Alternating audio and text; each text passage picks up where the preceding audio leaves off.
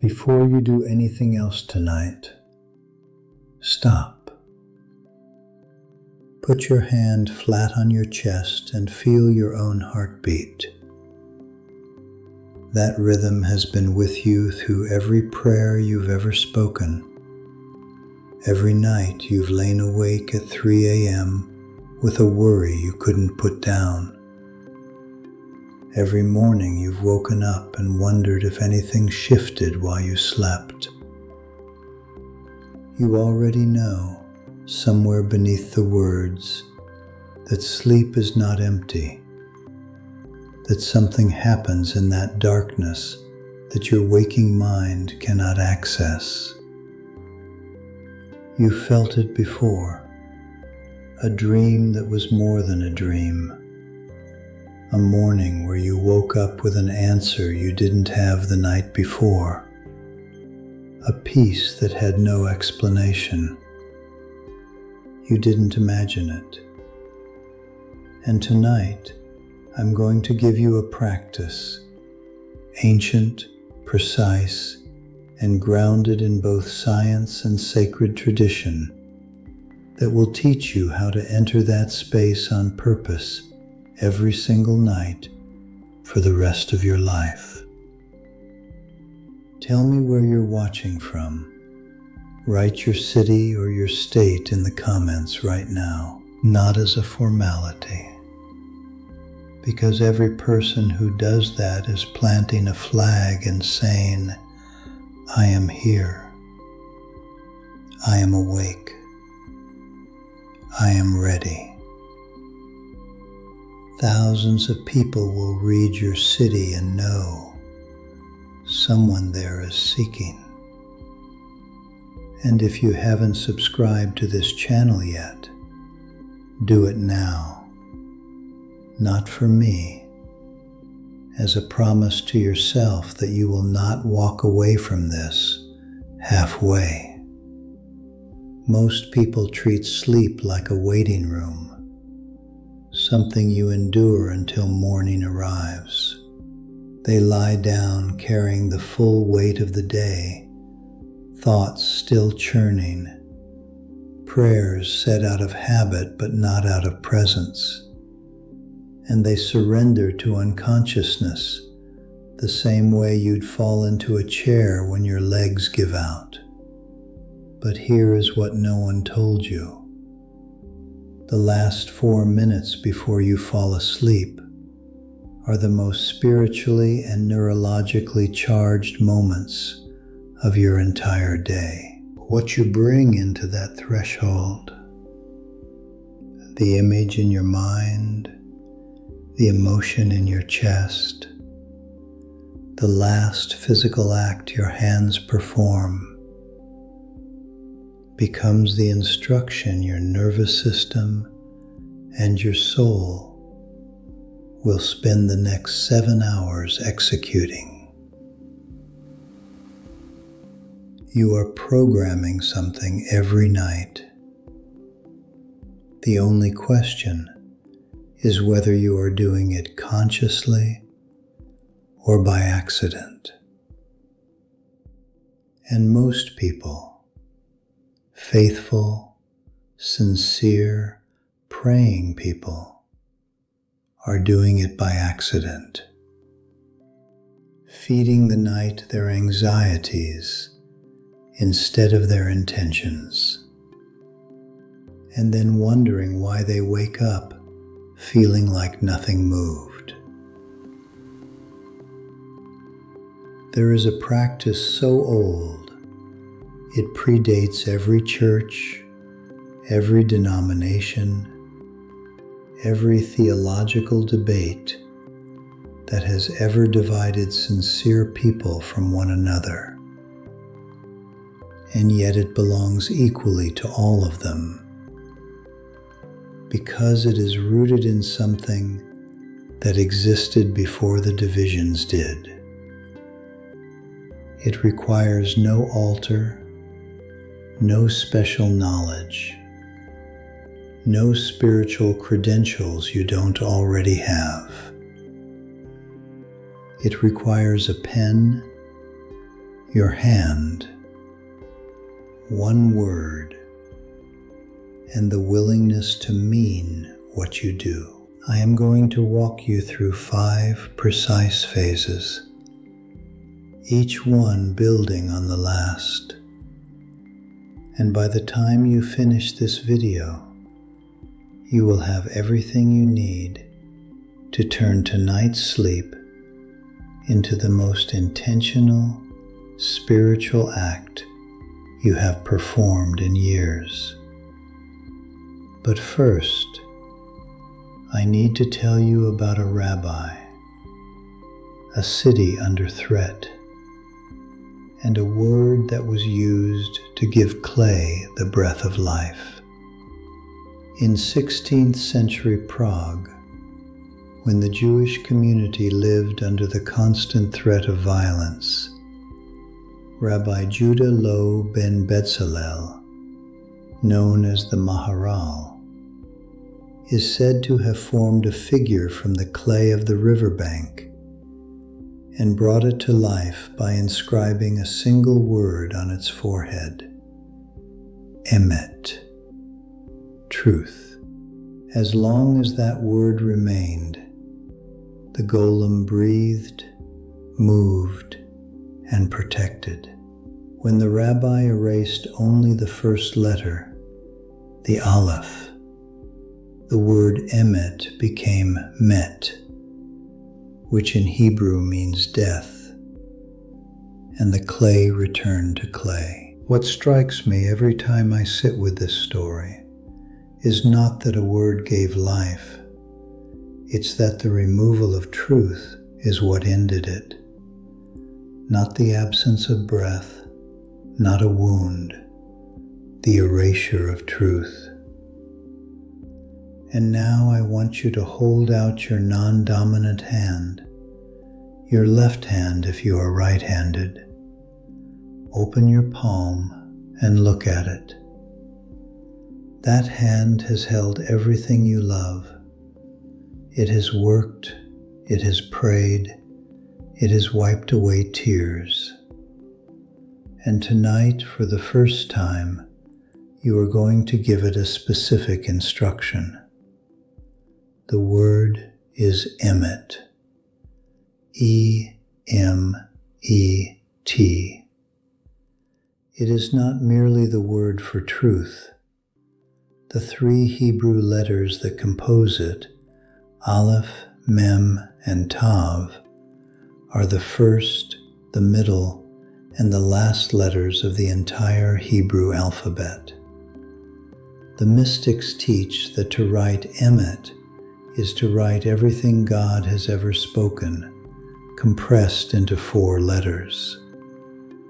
In the Gospel of John, Jesus says, "I am the way, the truth, and the life." The Greek word used there, aletheia, carries the same living, generative weight as Emet. This word does not belong to one religion. It belongs to the nature of God. Go to the comments right now and write it. Just that one word, Emet. Written by your hand, even on a screen, it is your first declaration that you are ready to receive what this practice carries. Write it and then come back. The first phase is the one most people skip because it seems too small to matter, and it is precisely the reason the practice fails for them. Before you write anything, you wash your hands. Not quickly, not casually, with warm water, slow and deliberate, the way a surgeon scrubs in before an operation where something sacred is at stake. Warm water activates receptors in the skin that signal your nervous system to begin shifting out of alert mode and into rest. It is a biological door, and you are opening it with intention. Dry your hands slowly with a clean cloth And while you do, say, aloud or in your heart, "These hands have worked. Now they rest in God." That sentence is not decoration. It is the verbal hinge between who you were today and who you are about to become tonight. The second phase is the writing itself, and this is where the practice asks everything of your attention. Take a ballpoint pen, blue or black, and write the word Emmet in the center of your non-dominant palm. Write each letter slowly. If you feel called to write it in Hebrew, do so, but the intention is the precision that matters, not the calligraphy.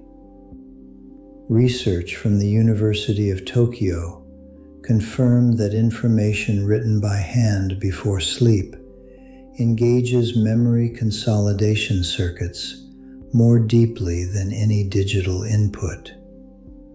Your brain will process that word through the night, the way it processes a face you love. When you finish writing the last letter, press your palm gently against the center of your chest, your sternum, and hold it there for 3 slow breaths. The word written on the outside is being registered on the inside, a letter pressed into wax with a seal. The chest is the wax. What truth marks as its own, it keeps. If you are feeling something right now, even something you cannot name, that is not coincidence. Check that you are subscribed, activate the bell, leave your like on this video, not as a favor to anyone, as a signal to yourself that you take seriously what you receive. Those who honor the teaching receive more of it. The third phase is how you sleep. Before closing your eyes, look at the word on your palm one final time. Then close your hand loosely, not a fist, not gripping, and rest it open on your chest or at your side, palm facing upward. Sleep researchers have documented that the brain continues processing proprioceptive signals, the body's awareness of its own position, through the first 2 full sleep cycles. An open upward-facing palm sends a posture signal the nervous system associates with safety and receptivity, measurably reducing the stress hormones that fragment sleep. And in every tradition of prayer on earth, Christian, Islamic, Hindu, Buddhist, the open upward palm is the universal human gesture of receiving. It is what hands do when they are not defending, not grasping, not building. It is the posture of trust. Say these words before your eyes close. I am asleep. You are awake. Work. Then release. The way a child in the back of a car on a long night drive releases, not worried about the road, not asking about the destination, simply asleep in the certainty that the one driving knows the way. The 5th phase happens in the morning, and it is where the practice becomes testimony. Keep a small notebook on your nightstand, not your phone. The first 90 seconds after you wake up are a direct biological window into what your subconscious processed through the night. The prefrontal cortex, the part of your brain that edits and judges, has not fully re-engaged yet. What surfaces in those 90 seconds dissolves within minutes, the way dreams vanish before breakfast. Write whatever is there, a fragment, an emotion, a word, an image, without interpreting it, without judging it. 3 minutes maximum. Do this for 7 days. You are not journaling. You are collecting evidence. After 7 days, something will have emerged that you did not plan and did not expect. A pattern, a clarity on something that had been closed, a quality of rest that feels structurally different from what you knew before. There is someone in your life, you know exactly who lies awake at night with no anchor, who prays and hears only silence, who has almost stopped asking. This practice was not meant only for you. Send them this video today. You don't need to explain it. Just say, I thought of you. God will do the rest. Be the one who carries the light across. I need to tell you something directly, because this is where sincere people make a mistake that costs them everything they were about to receive. The ritual fails, not because the word is wrong, not because the practice is incomplete, but because people perform it while their mind is still running the day's unfinished business.